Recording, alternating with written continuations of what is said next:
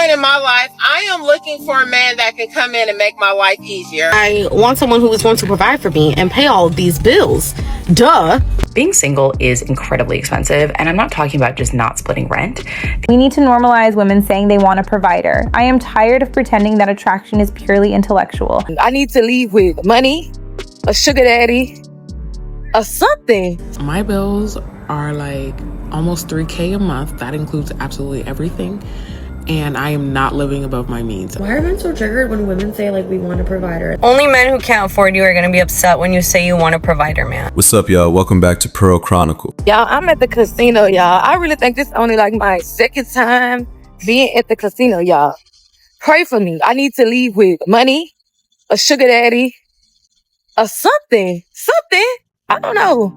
Y'all pray for me though. See, this is exactly why some men are checking out of modern dating. You got people joking about finding the sugar daddy like relationships are a financial bailout plan. Men are hearing, don't love me, fund me. And then folks wonder why guys are moving more cautious with their time, attention, and wallet. All of my bills are reasonable. And I'm just like, but everything nowadays is so expensive that it's just like, even treating yourself feels like a crime. And I'm so jealous of married people because I'm like, oh my gosh, you have help. Oh my gosh, stay-at-home moms can just stay home and their man can pay all the bills. Like, I want to be a kept woman so bad. I am so tired of paying bills. I'm so tired of stressing. I just want to be back where I was when I was like 23, 24, where I could save money. Everything was cheap. Now that I'm 27, I feel like it's so hard to save because, again, everything is so expensive. And it's hard out here for single people. Now this right here is real honesty. Life got expensive for everybody, men included. But this is also why a lot of men say, you wanted independence, now teamwork suddenly sounds better. A provider role sounds amazing until you realize somebody had to carry that pressure, stress, and sacrifice the whole time. No one is talking about how if you live in this economy, this day and age, and you are single and you pay all your bills yourself, don't have no help, you a badass. Because, baby, the price tag is high over here. Facts, being fully self-sufficient in this economy is generally tough and deserves respect regardless of gender, but it also explains why a lot of people are shifting toward valuing partnership and shared stability. Being a badass solo is real, but so is the reality that life is easier when two people are actually building together, not just surviving separately. We need to normalize women saying they want a provider. I am tired of pretending that attraction is purely intellectual. Stability is attractive. Leadership is attractive. Feeling safe is attractive. If you want a man who takes care of business so you can take care of the home and the relationship, that is not shallow. I notice even a lot of my friends aren't upfront about this. Like, can we stop pretending about what we actually care for? Nobody's saying you can't want stability, leadership, or a provider mindset. Those are valid preferences. The pushback usually comes when it's framed like it should be automatic or one-sided. Most healthy men agree attraction isn't just intellectual, but they also want clarity that it's a partnership, not a role assignment without reciprocity. Being single is incredibly expensive, and I'm not talking about just not splitting rent. The entire infrastructure of America is very much set up for couples. It is baked into the foundation of our country and how we have organized things like housing, healthcare, employment, and the social safety net. Start with something like housing. Zoning laws in most American cities effectively mandate single-family homes, which are designed for nuclear families. And places where single people might stay, like studios and one-bedrooms, tend to be less available. And if they are available, they tend to be significantly more expensive per square foot than other units. Or take something like healthcare. Employer-sponsored health programs assume a spouse might need coverage. That is very much baked into how things are priced and subsidized.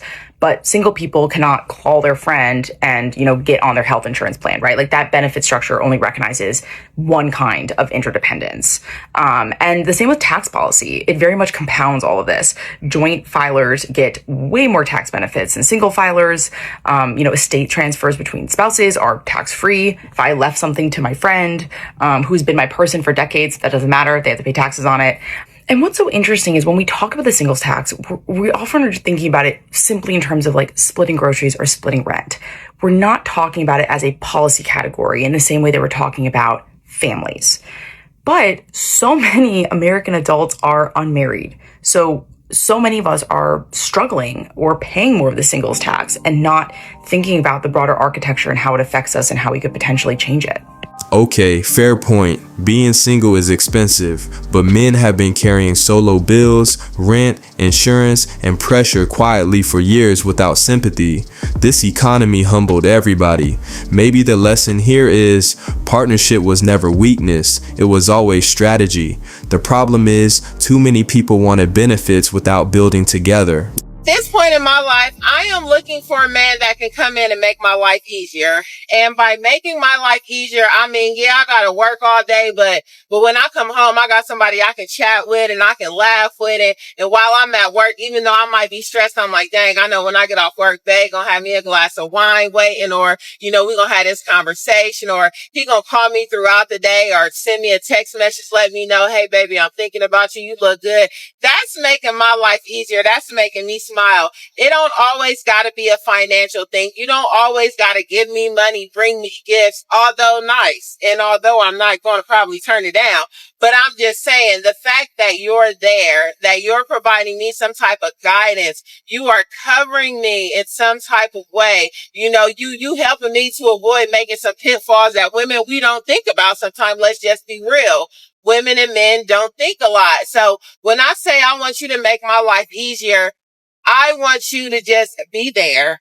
I want you to be loyal. I want you to be kind. I want you to understand that, everything ain't going to be perfect and nobody is perfect, but together, baby, we going to make this thing happen. So, I want to make your life better too. What can I do for you? What can I bring to you and into the situation? Now, I'm not trying to build no man, but I'm also not saying that you gotta be 100%, because who is 100%? Now this sounds way more grounded. A lot of men hear this and think, okay, that sounds like partnership, not a transaction. Loyalty, peace, support, somebody to build with, that's what many good men want too. When both people are asking, how can I make your life better? That's where real relationships actually start. Hey ladies, I told the dude that when I get married, I want someone who is going to provide for me and pay all of these bills. Duh. He said something to the effect of, you don't want a man, you want a dad. You must not have a dad ever, blah, blah, blah, blah, blah. No, sir. I do have a dad.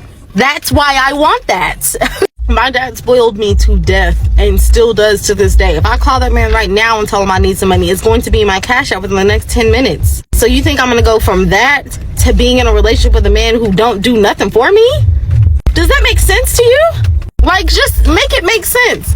Make it make sense. That's what a man is supposed to do, in my opinion. Now, if that's not how you feel, that's completely okay. There are plenty of women out here on the earth who do not believe that a man's job in a relationship is to protect and provide. Go find one of them and do whatever it is that dummies do when they get together. But if you want to be over here, it's gonna cost you something, sir. Sorry, blame David. Fair enough, you can want a provider, nobody's mad at preferences, but men are also allowed to ask, if it's gonna cost me something to be with you, what exactly am I getting besides bills? Relationships work best when expectations go both ways. Provision without appreciation starts feeling like sponsorship, not partnership. Only men who can't afford you are going to be upset when you say you want a provider, man. Because if that's what you were, you wouldn't be upset. You would be like, oh yeah, of course you would want someone like that. I've worked so hard to give this to my family. Like, of course you want a provider, man. But if you can't provide that, then you take that all personal. Why do you want a provider, man? You just you're a gold digger. You want to sit on your butt all day. You want this. It's always the brokies who are upset that you want a provider, man. Not really. Plenty of successful men question this too. Because being able to provide and wanting to be financially responsible for someone are two different things. A man can have money and still ask, are you here for me or the lifestyle? Calling every disagreement broke energy is exactly why some men move extra careful now. Why are men so triggered when women say, like, we want a provider and, like, a man who's gonna take care of us? Like, I'm not gonna sit there and do nothing. Like, I'm gonna take care of my man and like cook and clean and be a wifey. But like, why are you triggered by that? Like, I don't understand that. Like, what else do you want us to do? You want to go 50-50 and have wifey treatment? No, honey, it doesn't work like that. I mean, maybe you could find that, but it ain't gonna be me. I'll tell you that right now. But like, I don't understand why like some of you are so fucking triggered by that. I don't get it. Like, everyone has expectations and like things that they look for in a person, and I just like a provider man. Like, I don't know, like, if you want a provider man too, honey pie, like, go find one. But like, Jesus. Men aren't triggered by provider talk. Most understand it. What gets pushback is when it sounds one-sided. You provide, I receive. A lot of men are asking, cool, but what are we building together? Provider mindset still exists, but so does accountability, reciprocity, and peace in the relationship. One of the most dumb-ass rhetorics I hear from dudes when it comes to dating is how many of them think that women use them for free meals when it comes to dates. Sorry, like, do y'all genuinely think we are on some poverty line that like I can't pay for a fucking dinner? My guy, I go to these dinners on my own.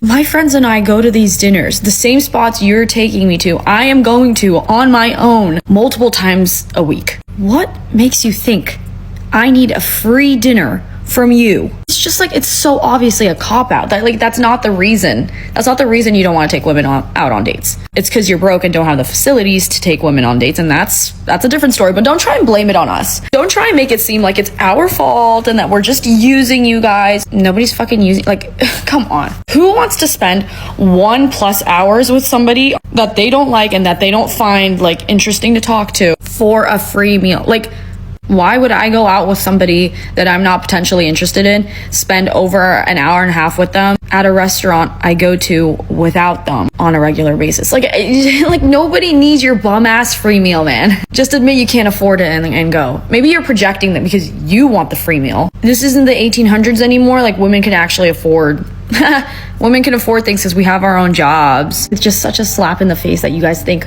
we can't afford this dinner and we need you to pay for it. Let's be real. Most men are scared of buying dinner, especially if there's genuine interest. The frustration comes when effort feels one-sided or transactional. If women can absolutely afford dates too, cool.